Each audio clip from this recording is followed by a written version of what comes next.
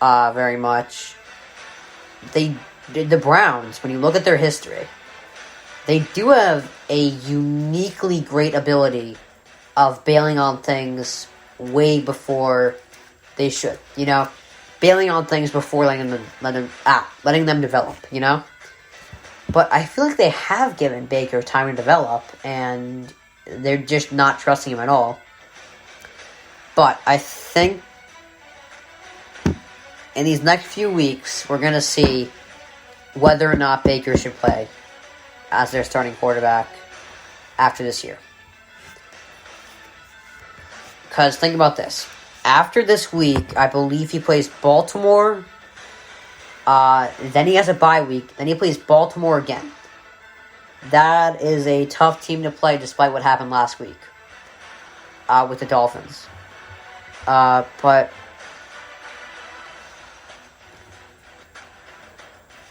those are definitely two tough matchups with the Ravens. Okay, yeah. So they have an easy one against the Lions this week, which they're gonna win. At least I hope so. But if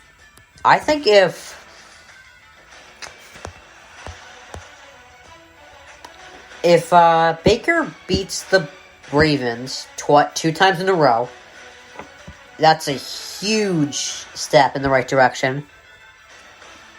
Then in the next 2 weeks, he has the Raiders. Then he gets the Packers at Green Bay.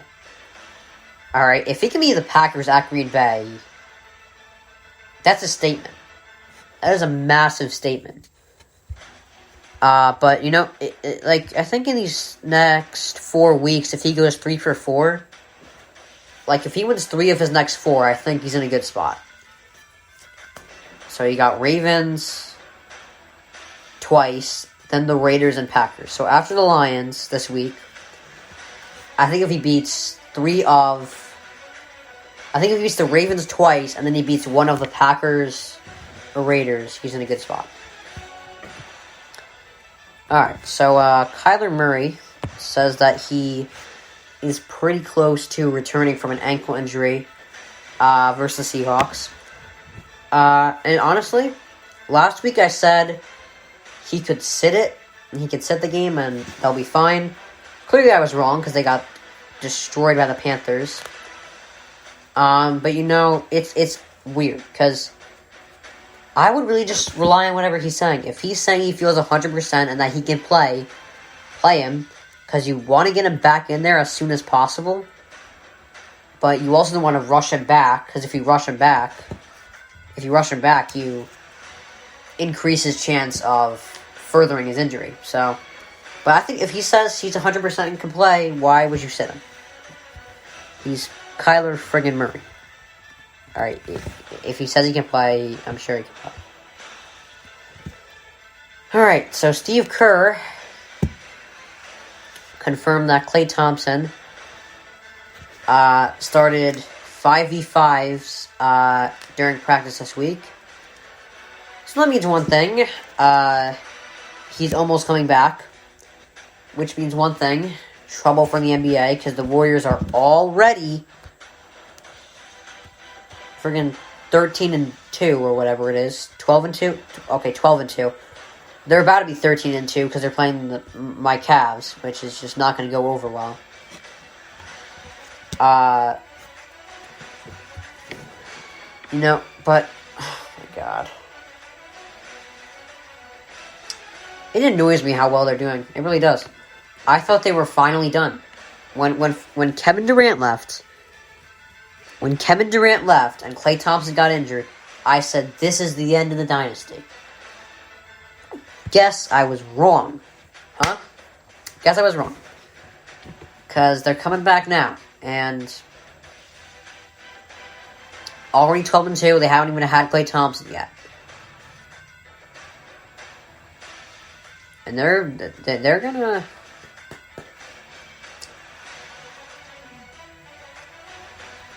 I have no words. I have no words on this because it's just gonna. I'm not even gonna cover this topic. I'm just gonna completely skip that crap. All right. I'm just not gonna talk about it because I don't want to. And the damn music. that's it. Alright. We got another story on Baker today. He says he's the most beat up he's ever been in his career. Now, I'm a little worried about how much he gets injured. I think it's a little concerning, considering he's in his fifth, fourth year, But I do find it interesting that most of the quarterbacks that are injured are either one of these two things: reckless or smaller, Like Zach Wilson and Baker Mayfield are, smaller than the average quarterback, And like Sam Darnold and Jameis Winston, they're reckless, But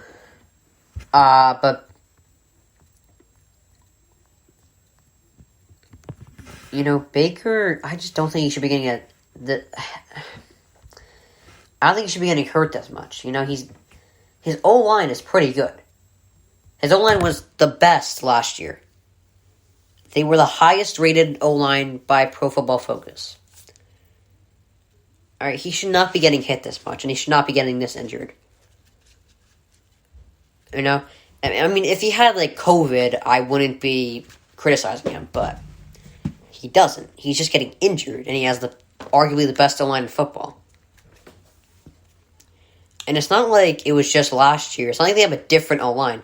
They have the same O-line from last year. Nothing changed other than Baker Mayfield. Baker Mayfield's the one who changed.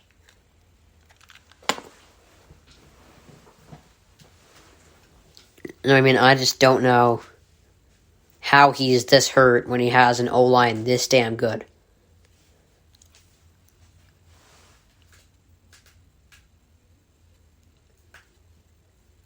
Alright, I have a few more topics left. I'm not even gonna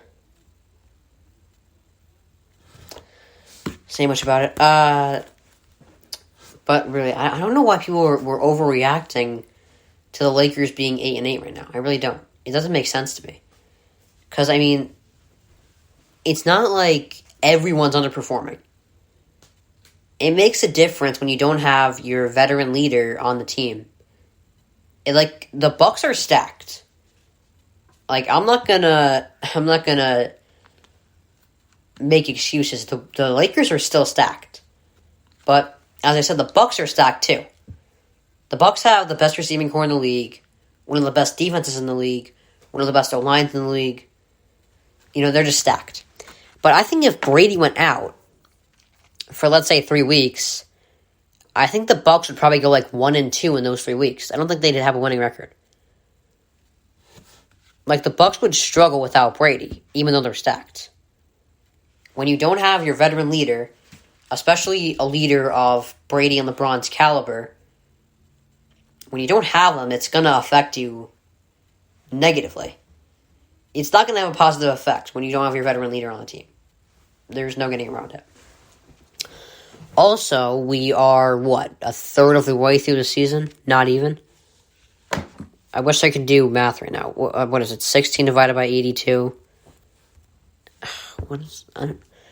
It's 20%. They're not even... They're not even a quarter through the season. They're a fifth of the way through the season. How could you be worried about a team 20% of the way through the season? How? How is that even possible? That doesn't even make sense.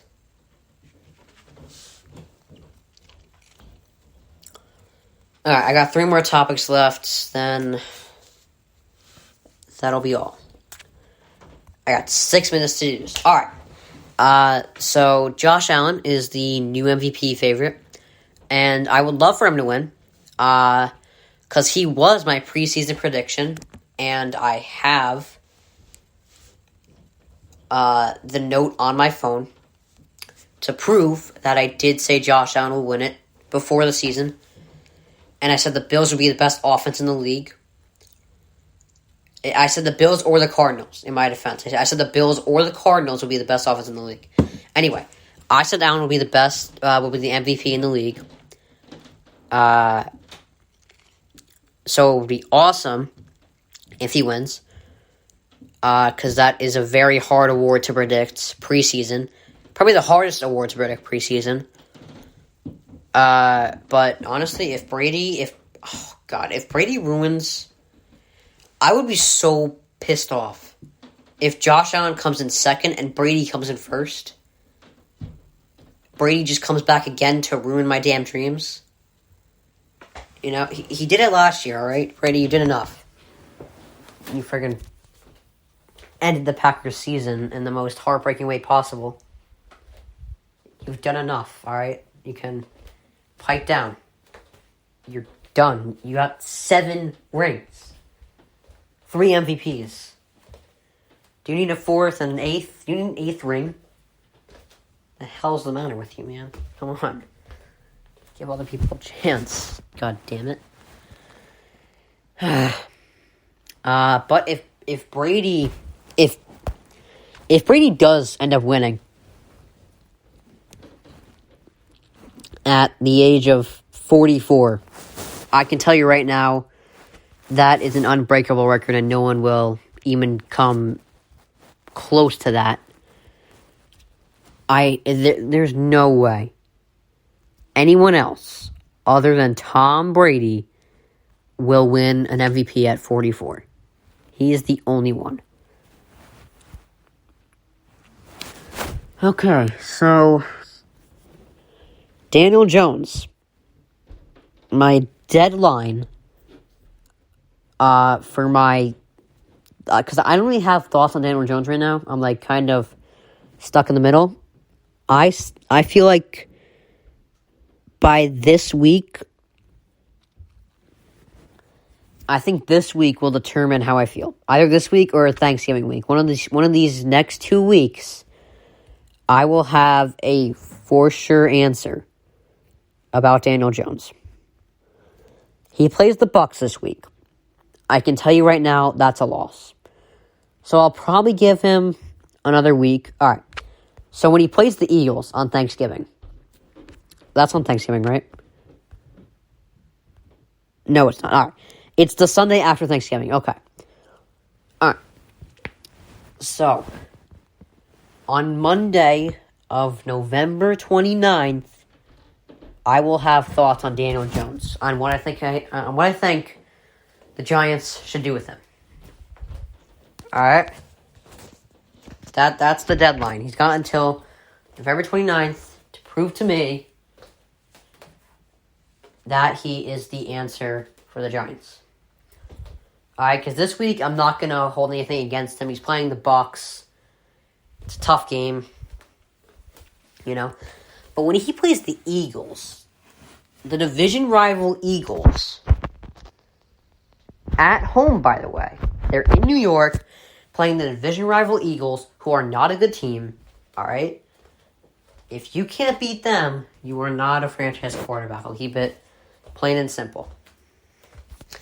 Alright, finally, Michigan State. Just going to end this with talking about Michigan State's idea of bringing back their coach. What do I have? A minute? Alright, well, I'll just end in that 44-minute podcast. But, alright. You know, I honestly think this move is going to be a game changer for them. Because I think Mel Tucker is going to be... I think signing him for 10 years is going to be the best move they've made in a while. Alright. So that's it for today.